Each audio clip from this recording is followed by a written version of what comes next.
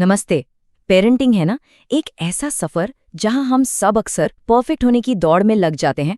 पर जरा सोचिए, क्या हो अगर हम इस परफेक्शन की दौड़ को छोड़कर रास्ते में मिलने वाली छोटी छोटी जीतों का जश्न मनाना शुरू कर दें। आज हम इसी खूबसूरत सोच को थोड़ा और गहराई से समझेंगे। और इसकी शुरुआत होती है एक बहुत ही जानी पहचानी जगह से। एक ऐसी जगह जहां सब्र का इम्तिहान होता है। सोचिए, एक भीड़ से खचाखच भरी मेट्रो और उसमें एक माँ अपने छोटे से बच्चे के साथ। वो माँ ना बस अपने बच्चे को शांत रखने की कोशिश कर रही थी। कोई खिलौना नहीं, कोई खाने की चीज नहीं, सिर्फ उसकी अपनी आवाज। और पता है वो क्या कर रही थी?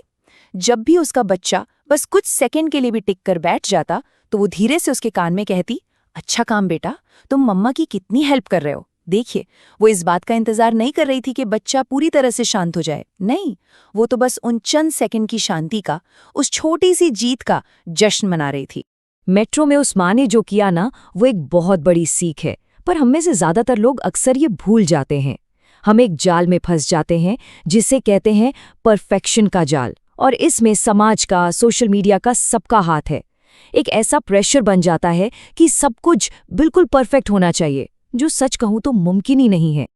तो यहाँ ना दो तरह की सोच है, बिल्कुल अलग अलग रास्ते। एक है परफेक्शनिस्ट वाली सोच। इसमें क्या होता है, जरा सी भी कमी हुई तो उसे हार मान लिया, नतीजा सिर्फ निराशा। और दूसरा रास्ता है प्रोग्रेस वाली सोच का। ये कहती है कि नतीजा चाहे जो भी हो, कोशिश करना ही अपने आप में एक जीत है।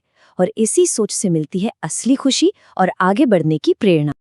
महान आर्टिस्ट सैल्वाडोर डाली ने एक कमाल की बात कही थी। उन्होंने कहा, परफेक्शन से डरो मत, तुम इसे कभी हासिल नहीं कर पाओगे। और ये बात कितनी सही है ना? परफेक्शन के पीछे भागना मतलब एक ऐसी रेस में दौड़ना जिसकी कोई फिनिश लाइन ही नहीं है। सिवाय टेंशन और निराशा के कुछ हाथ नहीं लगता। और जानते हैं, इसका सबसे ज्यादा असर किस पर होता है? हमारे बच्चों पर। जब उनके मन में ये बात बैठ जाती है कि मुझे प्यार तभी मिलेगा जब मैं सब कुछ परफेक्ट करूंगा, तो ये बहुत खतरनाक हो सकता है। इससे उनमें एंग्जाइटी बढ़ती है, फेल होने का एक गहरा डर बैठ जाता है। और कई बार तो बच्चे कोशिश करना ही छोड़ देते हैं कि अगर परफेक्ट नहीं कर सकते तो करना ही क्यों। तो सवाल उठता है, इसका हल क्या है? शायद इसका जवाब लेखिका एना क्विंडलिन की इस बात में है। वो कहती हैं, सबसे मुश्किल और सबसे कमाल की बात यह है कि हम परफेक्ट होने की जिद छोड़ दें और खुद बनने का सफर शुरू करें। पेरेंटिंग का असली मतलब बच्चों को एक परफेक्ट सांचे में ढालना नहीं है, बल्कि उन्हें वो बनने में मदद करना है जो वो असल में है, अपनी सारी खूबियों और कमियों के साथ। तो चलिए अब बात करते हैं उस दूसरे रास्ते की, परफेक्शन को पीछे छोड़कर प्रोग्रेस की ताकत को अपनाने की। ये एक ऐसा तरीका है जो न सिर्फ ज्यादा असरदार है, बल्कि इसमें कहीं ज्यादा प्यार और अपनापन भी है। साइकोलॉजी में ना इसे एक नाम दिया गया है, द प्रोग्रेस प्रिंसिपल या प्रोग्रेस का सिद्धांत। सुनने में थोड़ा भारी लगता है, पर इसका मतलब बहुत सीधा सा है। जब हम अपनी छोटी छोटी कामयाबियों को पहचानते हैं, उन्हें सेलिब्रेट करते हैं, तो हम अंदर से ज्यादा मोटिवेटेड और खुश महसूस करते हैं। बस इतनी सी बात है। तो अब सवाल ये है कि ये छोटी जीत होती क्या है? असल में ये हमारी रोज की जिंदगी में ही छिपी हैं। जैसे बच्चे का खुद से जूते का एक फीता बांध लेना, या बिना याद दिलाए थैंक यू बोल देना, या फिर अपना ग्लास उठाकर सिंक में रख देना। इन्हें आधी अधूरी कोशिशें मत समझिए, ये तो सफर के मील के पत्थर हैं।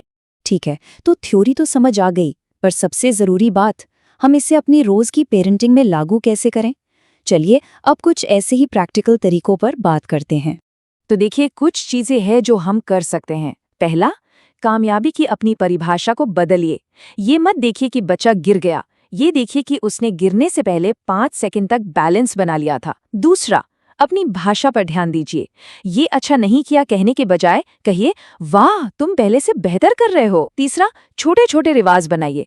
कोशिश को सराहने के लिए एक हाई फाइव, एक प्यार भरी झप्पी, कुछ भी चलेगा।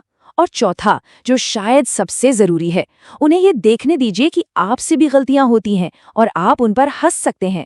इससे बच्चे सीखते हैं कि गिरना जरूरी नहीं, गिरकर उठना और कोशिश करते रहना जरूरी है। और जब हम ये सब करते हैं ना, तो हम पेरेंटिंग के असली मकसद के और करीब पहुंच जाते हैं। और वो मकसद परफेक्ट बच्चे बनाना बिल्कुल नहीं है, वो कुछ और ही है, कुछ ज्यादा गहरा। अगर आपने मशहूर किताब टू किल अ मॉकिंगबर्ड पढ़ी है, तो आपको एटिकस फिंच का किरदार याद होगा। सोचिए जरा, उन्होंने कभी अपने बच्चों से परफेक्ट होने की उम्मीद नहीं की, बल्कि उन्होंने रोजमर्रा की छोटी छोटी बातों और पलों से उन्हें हमदर्दी और हिम्मत का पाठ पढ़ाया। असल में परवरिश यही तो है। ये हमें एक बहुत ज़रूरी बात याद दिलाता है। पेरेंटिंग कोई एग्जाम नहीं है जिसके सही या गलत जवाब हों। नहीं, ये तो एक कहानी है। एक ऐसी कहानी जो कोशिशों, गलतियों और हाँ, छोटी छोटी जीतों की परतों से बनी है। तो आखिर में हम सबको शायद ये सवाल खुद से पूछना चाहिए, क्या हमारा मकसद परफेक्ट बच्चे बनाना है या फिर ऐसे इंसान तैयार करना है जो जिंदगी के उतार चढ़ाव झेल सकें, जो खुश रहें और रेजिलिएंट बने? एक बात हमेशा याद रखिएगा, सालों बाद बच्चों को ये याद नहीं रहेगा कि ब्रोकोली खाने के लिए कितनी लड़ाइयाँ हुईं। उन्हें बस वो पल याद रहेंगे, वो छोटी छोटी जीतें याद रहेंगी जिनका जश्न आप सबने मिलकर मनाया था। उन्हें आपकी आवाज़ में वो अपनापन याद रहेगा जब आपने बस इतना कहा था, अच्छा काम बेटा।